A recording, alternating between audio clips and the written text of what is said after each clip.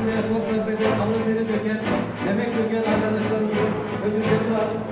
Sal 1999 deh Sibatê hunermendên ku xelat girtine û hatine dawetkirin giş li derdora masayan rûniştine. Wê şêvê Ehmed Qeya çûye ku xelata xwe ya mûzîkjenên herî baş yê Tirkiye bistîne. Gava ku Qeya xelata xwe girt axaftinek kir. Di axaftina xwe de got ez vê xelata xwe diyarî dayîkên Şemiyê û diyariya komeleya mafên mirovan dikim. Ji ber ku ez Kurdim, ez dixwazim straneke Kurdî bêjim û ji bo wê jî qilîbek çê bikim. Sarı sıcak yazılar uzak, dostu uzanan eller uzak. Piştî peyva Kurd û Kurdî hêdî mina mirovan ji masayan bela bû. Qeya axaftina xwe domand û got helbet kesên wêrek wê hebin ku qilîba strana mina Kurdî bikişînin. Eger ku televîzyon vê qilîba Kurdî nedin nîşandan, gelê Tirkiye dê hesabê vê meselê ji wan bipirse. Bi carekê de germahiya dere û ahundur bigotinên Ehmed Qeya bû bahozek û di nav nijadperestan de gevizî. Wê rojê çetel êdî ji bo nijadperestan bû kevir û çek.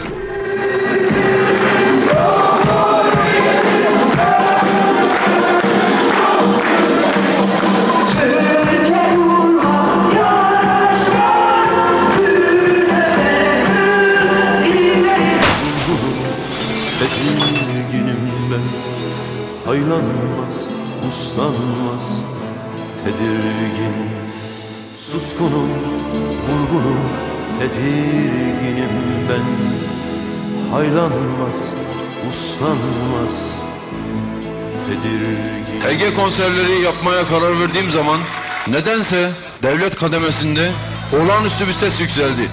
Ahmet Kaya Ege'ye gelemez dediler. Muğla'ya gittim, tutukladılar. Fakat size şunu söyleyeyim, bu bizim kendi keyfi kararlarından dolayı bütün devrimci sanatçıların sanat yapmalarını engelleyen insanları var ya, namusum üzerine yemin ediyorum mahvedeceğiz, biliyor musun?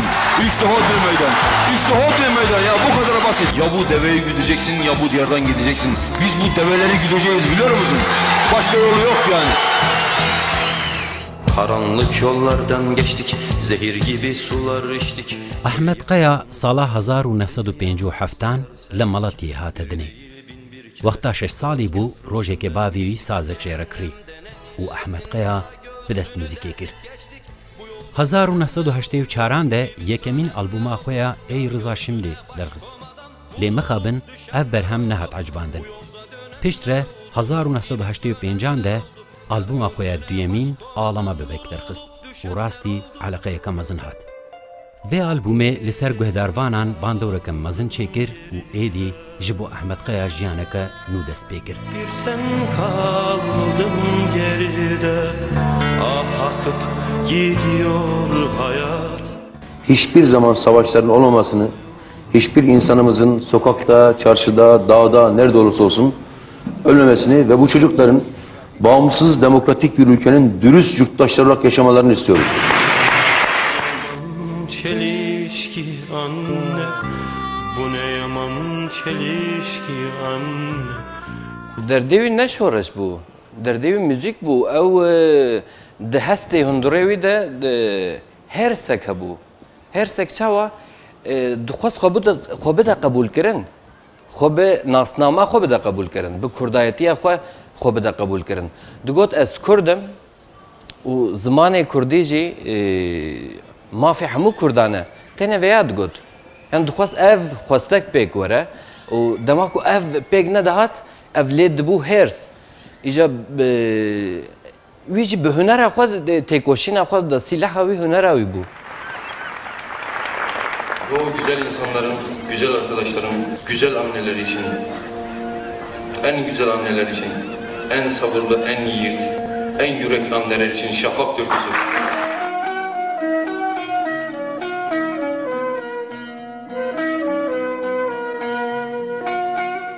Di destpêka salên notî de li Tirkiye yek ji fîgurên serêkeyê jiyana hunerî bû. Piştî ku tesîra sansûr û qedexeyên derbaya leşkerî یا سالا 1908 هنکی سست بو دقادا موزیکی ده وک سترکه که پروتست و مخالف درکت میدانه.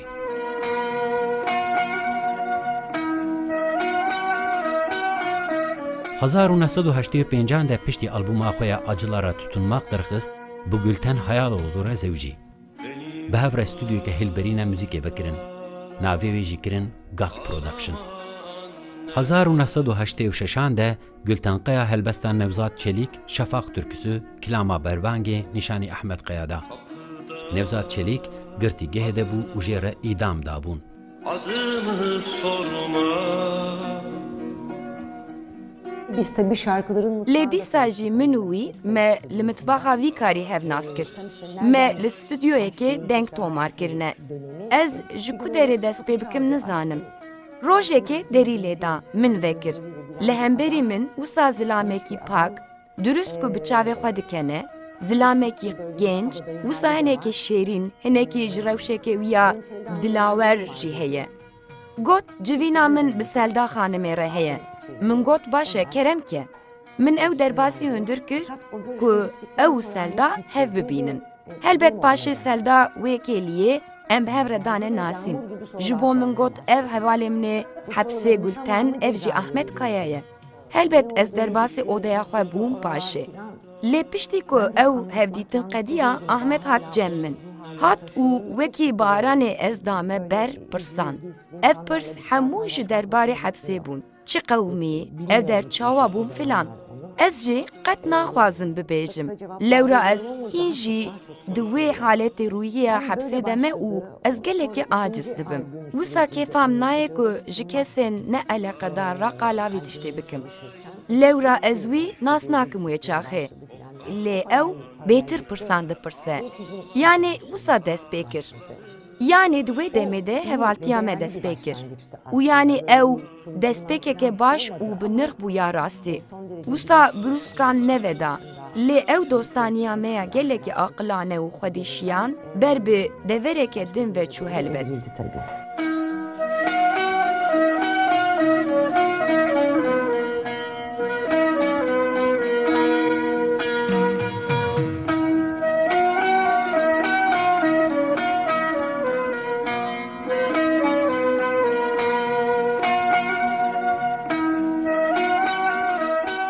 Tedî di hunerê de xuyangek heye û di nava wê xuyangê de hûrgilî hene.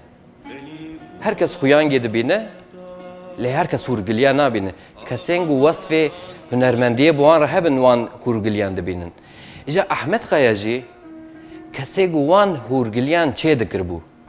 Bi wî şeklî ew qasî hunermendekî baş bû biya min. Ji ber ku hunera xwe wek hebên tizbiyê baş rêz dikir, hunera wî baş bû, însan ji vê ya hez dikir. Gelek însan li peyvê wî ne dialiqîn. Tenê li wan hestan dialiqîn, bi wan hestan diçûn. Belkî niha kesên ku stranê Ahmed Kaya hez dikin, kesên ku aniha jî nijadperestin, belkî guh bidin peyvê wî belkî jê hez nekin jî.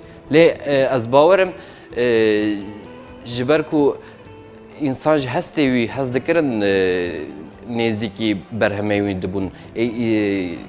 Kesên İslamê diparêzin, kesên çepkir, rastkir. Herkes ez bawerim li pey hestê diçin. Dağlarda öfkeli başım, serhatta hep akşam oluyor. Nasipsiz kıştan mı,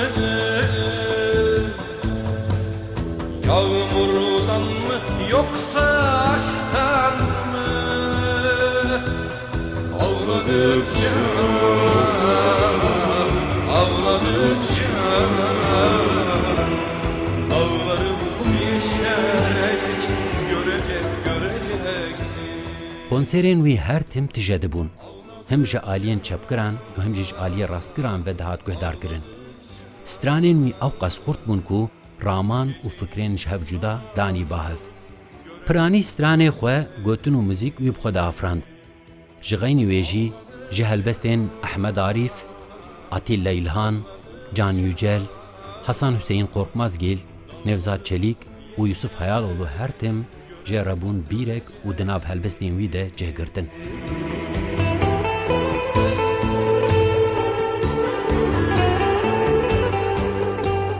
Yani sizler Yani ve raya geçti, heskiriyen Ahmet Kaya filan, ez paşe, pişti Ahmet Kaya naskirim.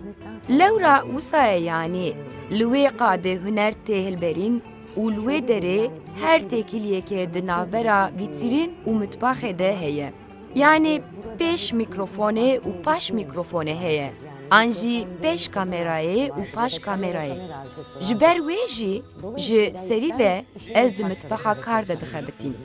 Yani vitrîna me û mikrofona me Ahmet Kaya bû. Em li paş perdeyê bûn. Li paş perdeyê çi hebe ya ku jê re dibên tim em perçeyên wê bûn.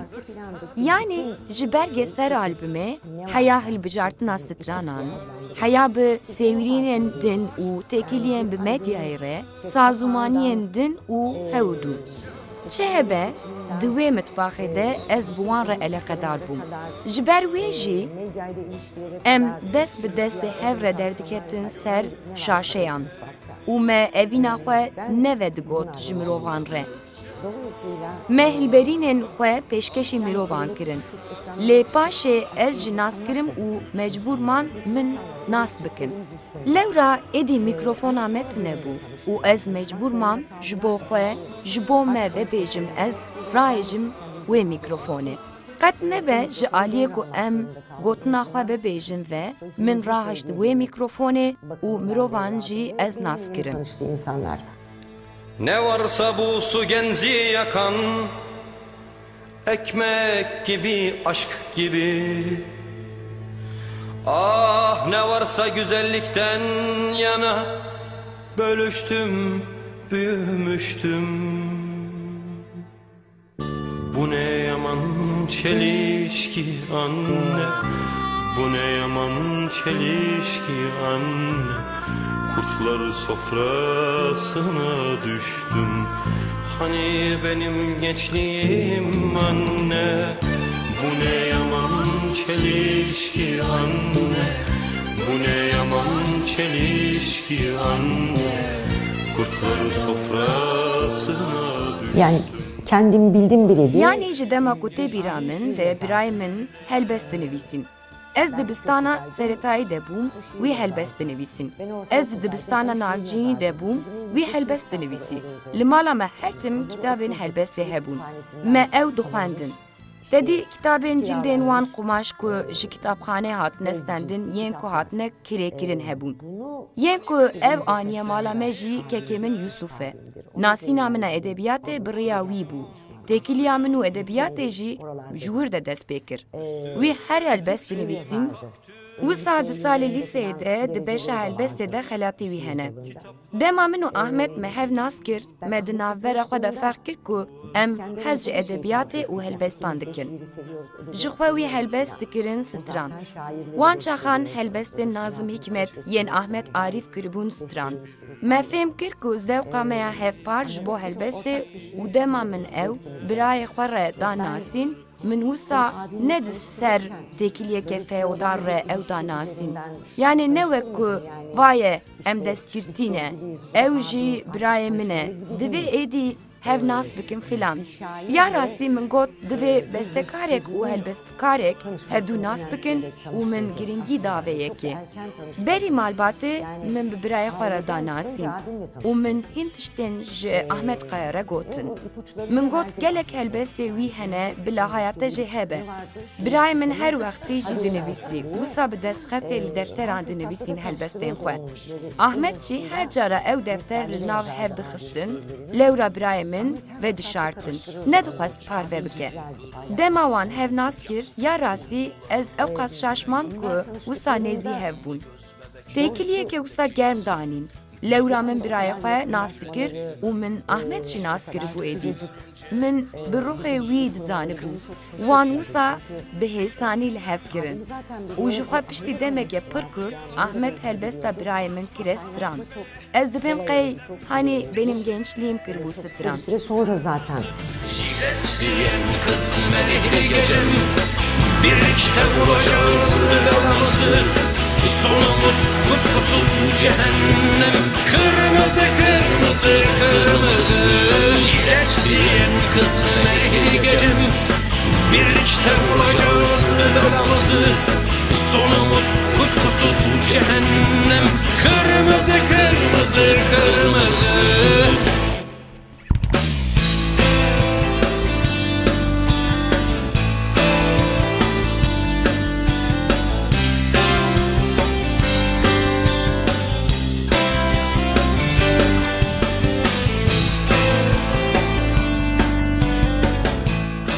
د شوا ماگازینوانان ده خلات دستند جخوی چروکه وی مسئله گلک کسین گو احمد قیا ناس دکن و حز دکن زانن دور دا خفتنه کر گو از کردم از سترانه که کردی چکم از بو وی سترانه قلیبه گیج چکم تنه ویانی زمان پشت ویانی زمان نجات پرس درکتم پیش دوی وقتی ده دوی گاوی ده حقارت لیکرن گوتن تو خاینه ولیت خاینه ترکیه çetel avitine, kefçi avitine, tu kirine büyük şekli zordestiye pırmazını ser Ahmet Kaya çebu. Ersek pırmazını ser çebu raviya leyav hersavi ev haskirina velet ev hasret dilevi dima büyük şekli çok gurbete. Ji Türkiye ji haz dikir, ji Türkiye haz dikir. Ji Kurdistan'a ji haz dikir. Huzur paşa bizi erdar etmeden açılın kapılar şaha gidelim siyaset günleri gelip yetmeden açılın kapılar şaha gidelim açılın kapılar. Jukha dama zordesti lete bebe dama tu bu xwaz xwe bide ifade kirin û hestê te ji aliyê insanê de neyefhem kirin tu mafdar be bi ser de tu hîn eşktir tev bigerîje Ahmed Kaya jî wisa kir hîn eşktir bû hîn tûştir bû ew tûjbûn ji xwe paşê lêbû keder ji xwe Ahmed Kaya ne insanekî wisa tûje demokrat dibe ez demokratım ji bo mesela dibêje ji bo me nasname ne girîngin ji bo me sînor jî ne girîngin ez sînora qebûl nakim ji bo me hemû çand hemû dîn hemû ziman nêzî hemûyan dibim ez hemûyan nas dikim ji hemûyan hez dikim İnsanekî wisa bû demokrat bû lê digo dema hûn bipirsin ez kî me Ahmed Kaya nasnamayek wî hebe kîjan nasnameye digo ez li Tirkiye ez ji Tirkiye me lê ez Kurdim. Akşam olur karanlıklar çökende devriyeler adım adım gezende. Sürgüniya li Parîsê xerîbî li piştawî bûbû derdekî giran. Durbûna ji hezkiriyên xwe, ji muzîkê, ji malbata xwe, dilê wî de bûbû birîneke xedar. Ji ber wê hunermendê Kurd Ahmed Kaya, 16 mijdara 2000 de qrîza dil derbas kir û çû ser dilovaniya xwe. Ew li goristana navdaran li Parîsê, li goristana Perlaşê, nêzîkî gora Yılmaz Güney hate defin kirin. Solmuş güller görende sarılıp dallarına. Şöyle birkaç defa Wisa çend caran di mecrayên cuda cuda de min fikra xwe ya divê mijarê de anîbû ziman. Ez carekê din jî bibêjim. Ez wisa difikirim. Tiştek bû, çi bû, çi nebû, me şahadiya wê kir. û di encamdana vê yekê de hunermendek sirgûn kirin. Sebeba wê çi bû? Bi tenê hunermendekî dixwest ku bi zimanê xwe yê dayîkê stranekê bistire. Bedela vê yekê sirgün û linç. Niha însanekî ku xwe gihandiye bi milyonan însanan, mil daye wan hatiye heskirin. Bi ser de jî em behsa însanekî ku ne bi zimanê xwe yê dayîkî strandiye dikin. Ev hat kirin? Hat kirin. Ev yek hat destnîşankirin ji bo wê demê. Ew nîşe hat danîn? Hat danîn. Ê baş e, hedê me ye ku em vê yekê biguherînin? Biya min na. Yani hindek rewşên dîrokî hene, divê mirov wan neguherîne. Yani rojekê di wextekî de di demekê nêz navîn û dirêj de ev çîrok dê were nivîsandin. Em dê 5 sal bişûn de dema ku em li dû xwe vegerin û binêrin, em dê bi awayekî erjeng li meselê binêrin û bibêjin çawa însanekî ku xwestiye bi zimanê xwe yê zikmakî stranekê bistire û çi anîne serê wî. Em dê van deman bi bîr bînin û em ê şaş û matmayî bibînin. Dema ku ev dem bûne dîrok. Niha em nikarin vê biguherînin. Gelo ev yek bû? Erê bû. Ev şermezarî pêk hat. Erê hat. Guhertina vê ne heqê min û ne hedê min e. Ne heqê û ne hedê kesekî din e jî. Em nikarin dîrokê biguherînin. Ez dikarim bi kurtasî bibêjim. İnsanekî ku dixwest bi zimanê dayîkê bistire, ev tişt anîn serê wî. Ew şandine sirgûnê û kirin ku ew dûrî welatê xwe jiyana xwe dest bide. Divê li wir be, neyê guhertin ev yek. Mezintirîn armanca Ahmet Kaya çi bû? Ev mijara zimanê dayîkê bû. Bi wî zimanî ku dihat înkarkirin dixwest bisitire. Dixwest bisitire. Zimanê wî hatibû înkarkirin. û wî dixwest bi wî zimanî bisitire. Niha ew ziman heye, tê qebûl kirin. Na, dîsa jî tune û nayê qebûl kirin. Tê înkar kirin. Yani ez dibînim çend sal berê dema pêvajoya çareseriyê ciwanan li kolanan distrandin. Niha nemaye ev yek. Yani ev yek nayê kirin. Yani di ser me re jî hin tiştan em dibîzin.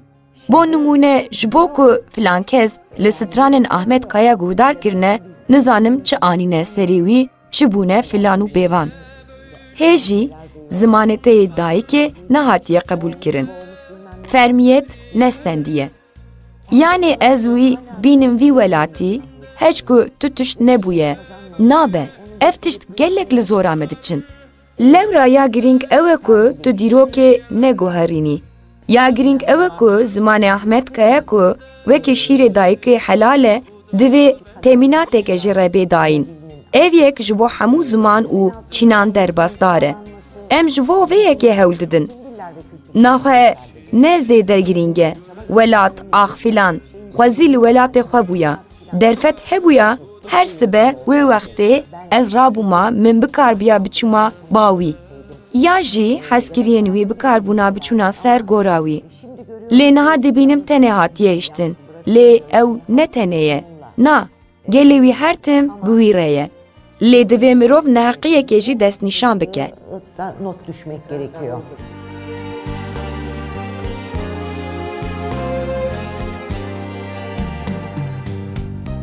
Kanihti her ki, kanihti her ki. Dema mirov li wê stranê godar dike bi rastî mirev Ahmet Kaya nabîne kêfek tê li tune ye, êşek heye. Êşek him veşartî ji aliyekî him jî êşek eşkere heye. Behsa karwanê dike, divê karwan dişe dûr. Biya min ew karwan ne Ahmet Kaya tene ye. Ahmet Kaya û berhemên wî. Behsa xwe dike, behsa xwe û berhemên xwe dike. Xwe weke karwanekî dibîne. Bi xwe û tiştên ku çêkiriye. Ez bawerim ew behsa wî êşî dike û rastî mirovan diêşîne.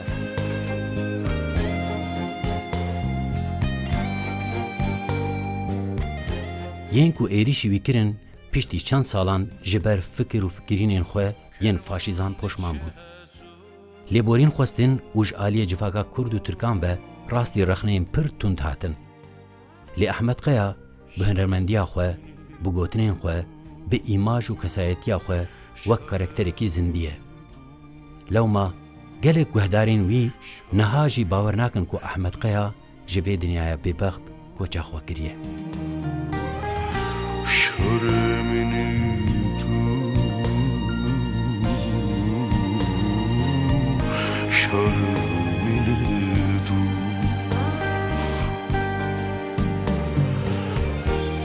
Beje baude,